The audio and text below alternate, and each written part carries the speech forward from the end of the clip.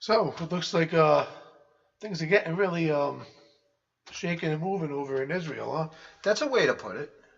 Well, That's a way to put it. considering that you're going to figure the Israeli military is moving up, what do you call it? Military, or they're deploying the military up to the northern part of Israel, Hmm. getting ready for attacks. I guess Syria has come out now and telling them that you try and come back into Syria again, we're going to have some more surprises for you. So things are definitely escalating over there, and it's getting to a boiling point. Figure, that whole thing, it all started with that Iranian drone going into Israeli airspace. They feel threatened. They go in, they hammer out where they figured that the drone came from in Syria, because they have Iranian military is operating in there. They say they're not, but they say they have military advisors there. You have your military in there. They have, you see your military equipment sitting there in Syria. You guys are there.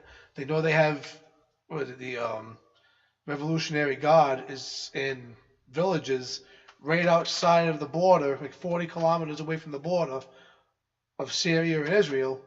And you have Revolutionary Guard, and they're trying to recruit people in that village to fight in the Revolutionary Guard against Israel. So pretty much what we're looking at here is that you're going to figure there's going to be a battle between the two, and it's going to be right smack dab in the middle of Syria. Syria is going to get involved. Iran's going to be in the middle of it. Iran is already in the middle of it. Well, they're starting the whole thing. It's more Well, Syria's in the middle of it because it's happening in Syria. But they're dumb enough to let them come in there, knowing that this, what they're trying to do. It's like, listen, your country's already in shambles, so they're going to come in here. What are they going to offer you when Israel starts coming in and bombing all over the place now? all right. Now, first of all, from Al Assad's point of view, um, Iran is a likely step is a likely um, nation for them to accept help from because they share a border, okay, and they want to keep that border as friendly as possible. They're also an Islamic nation. They are a likely ally, whereas having let's say Russia Yeah. continue to be a presence in Syria, um, that's that's a little bit more dangerous.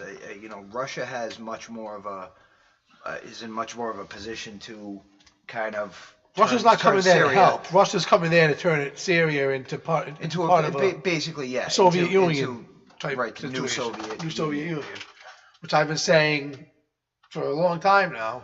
I, Putin is slowly building that way. You figure he cannot get a stranglehold on Eastern Europe to take back those countries there. NATO's meeting him resistance. He came up with resistance with Crimea, Ukraine.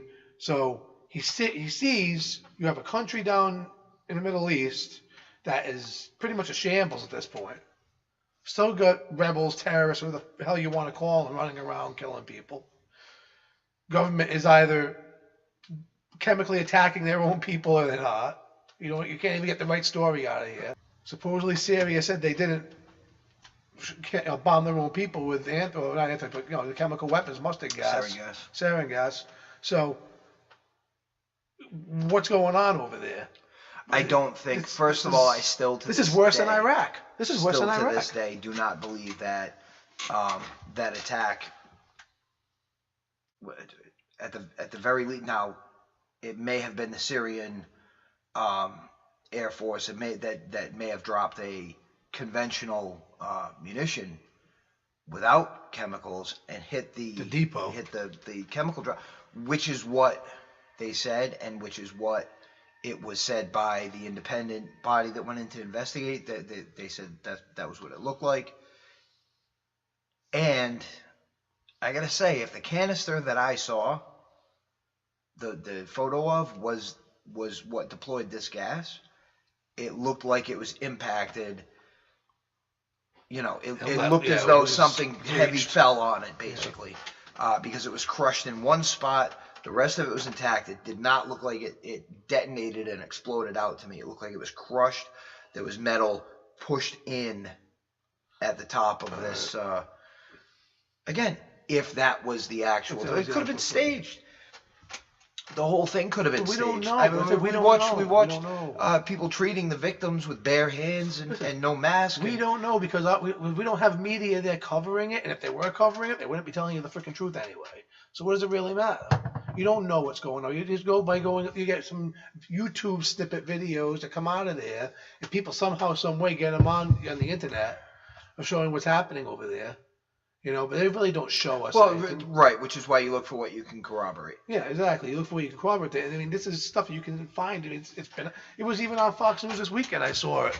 How Syria ended up having their plane on their way back coming in from shooting down from going in there and bombing where that drone came from. One of their fighter jets got shot down and shot down over Syria and landed in northern Israel. Both pilots survived. One was in serious condition, but I guess he's getting better now.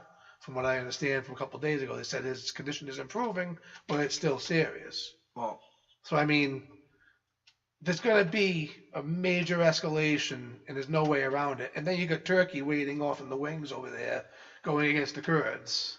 you've got U.S. troops and Turkish troops within, within shooting distance. And the situation with the Kurds is not going to go away. They've been promised the Kurdish homeland throughout, helping us in all of these conflicts in that area where they have a large presence. They've been an ally. But Russia doesn't. Russia's not even that against the wasn't just Kurds. that's not because they believe in the the American dream or something like that. They definitely have expected this situation,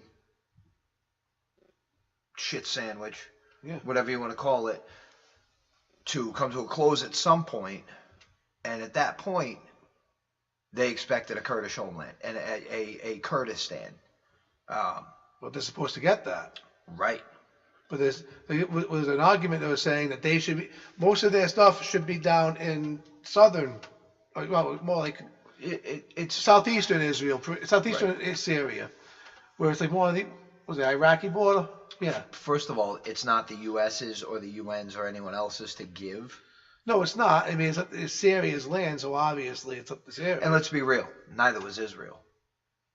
Okay, that was not that migration of European Jews into Israel, what is now called Israel, which the region has always been Palestine. There were Jews there. They were Arab Jews. There were Arab Jews. There were Arab Muslims. Yeah. Palestinian, because they technically I don't think they were Arab but North African, and Christians.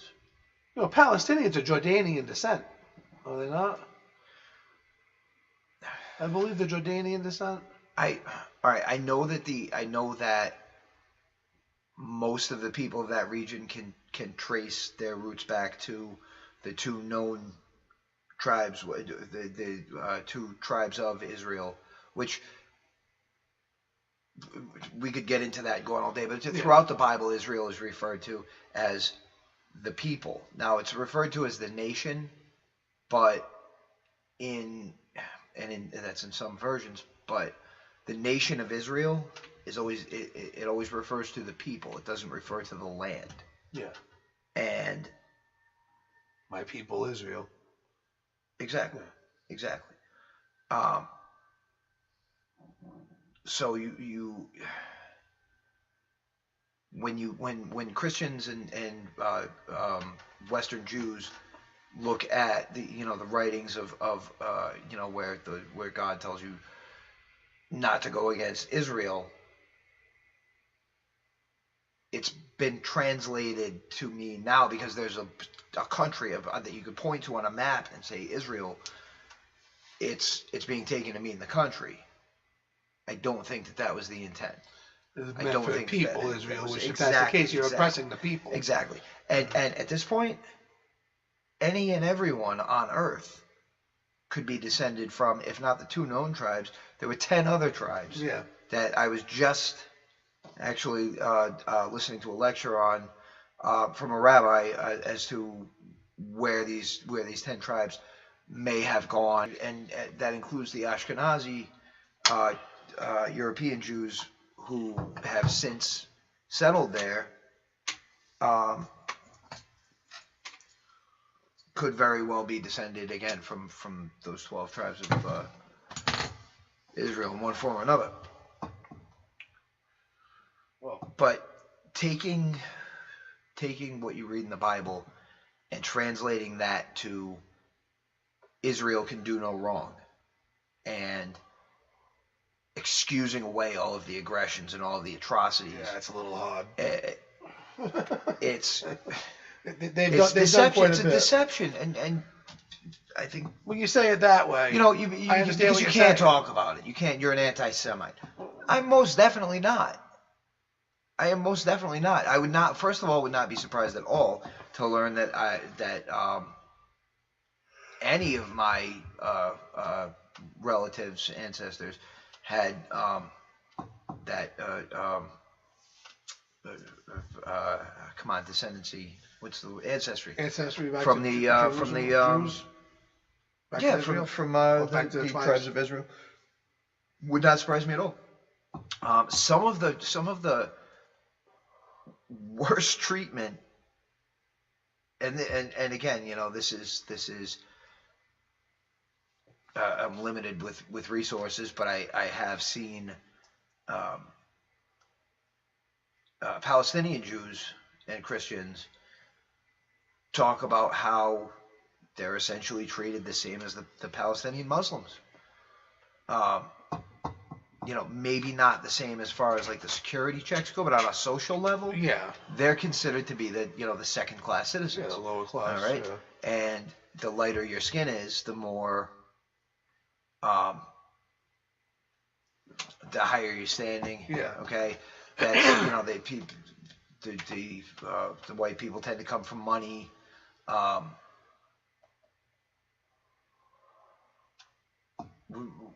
We really need to look at this situation in the Middle East and say, okay, first of all, we are looking at the new Cold War going hot just over the Syria situation. We found out today, and credit goes to Steve Manoon from Israeli News Live, that there were Russian contractors. So think Russia's version of Blackwater. Oh, and that airstrike we did. Yes. Yeah, there was Russian and there was Syrian contractors. Right, that were killed. Now, this may have not been, intentional. Russian Red Army regular. Yeah. But these were still very much Russian assets. I don't know. We don't know if it's an intentional attack. We don't know if they intentionally targeted them, but they were there. So they're casualties. Right. And bear in mind, anything that the U.S. does in Syria can be considered an illegal action and possibly a war crime. We have no permission to be in that because it's a sovereign country. Yeah. They have a sitting leader recognized by the world. He's not. I mean. Because he could pop off something with us in Russia. So many times Israel's. The war has begun with Israel. The war with Iran has begun. Well, just whatever it is that we're doing in the Middle East benefits Israel in some manner. Oh yeah. Okay, whether it was Iraq, our stance with Pakistan has definitely not made them friendly to us, and in the same vein, Israel. So, we're linked at the hip. U.S. kills 100 Russia fighters in Syria. That just happened now. Okay, you know what? We're gonna break here. And we're gonna come right back. That's awesome. You like that? Huh? Jobu is awesome. Not what we just found out. So apparently now the Russian fighter we saw Russian fighters. Our immediate thought, both of us, was jets. No, I didn't think jets. Oh, you didn't? I thought it was. You thought it was military, okay. Yeah. All right. Actual soldiers. Okay. And we're finding out that it is pretty much a confirmed report that it's the truth. Right. They took out 100 Right. Russian fighters, Okay. like military members. And again, technically not Russian soldiers of the Russian army. However, they could have been. Exactly. That's the purpose that they were serving. KGB. Whether they were, like combat advisors, isn't that what? Combat advisors. Okay. So, but from what we just heard, and this is coming from Pastor Paul Bigley, who usually has good information. Russia actually ordered the jet be shot down. The Syrians did it, but the orders came from the Russians to shoot down the jet. Okay. So it was right. Okay. So Syria's finger on the trigger. Russia calling the shots. Russia giving the order. So what's coming down to is that we were just saying a little while ago. Things are definitely coming to a head down there at a flashpoint for maybe this whole World War III scenario. Could very likely be in Syria. With our Russian fighters getting killed, and it's United States doing the killing. Yep. And you made up the point before that we don't belong there. We're not allowed. We shouldn't be there. We should. Eventually we could be brought up on war crimes for that. I mean, definitely condemnation for sure.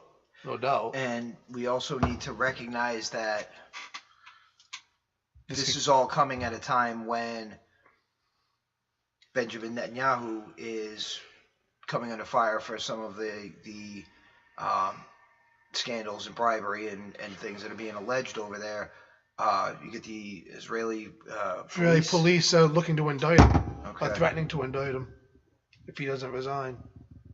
And that is a huge, if they're in an active war, they're not going to try and out the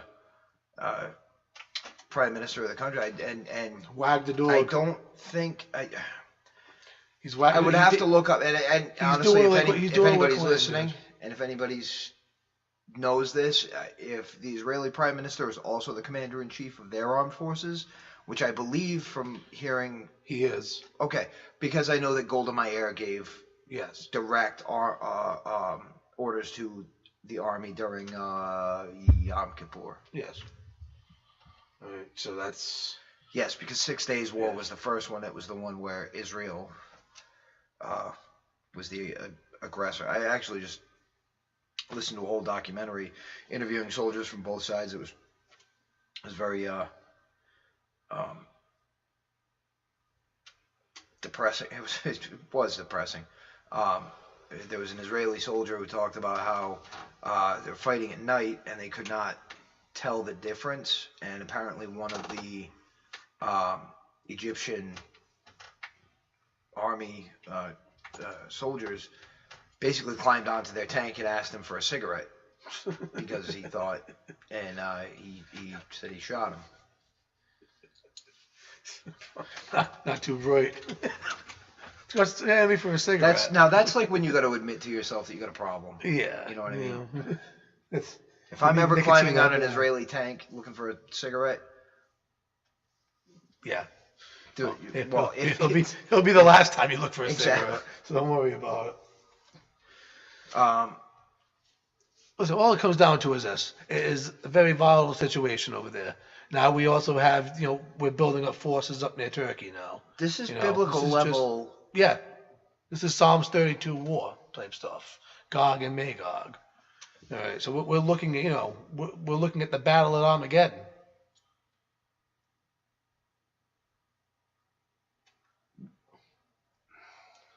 It's supposed to take place in the Middle East. Right. Right in and, that and area. Damascus would be leveled Yes. in a day. And at the time that it was written, that's We could level Damascus in a couple hours. I We could understand we that, but could- in the time of Daniel, they Yeah. couldn't. No. That was with Daniel, right? Yeah. Or is it? I'm a terrible Christian. Believe it is Daniel. Okay. Believe it is Daniel. Again, if anybody's listening, Could be wrong, but I believe it is. Leave it in the comment section, or don't. I don't care.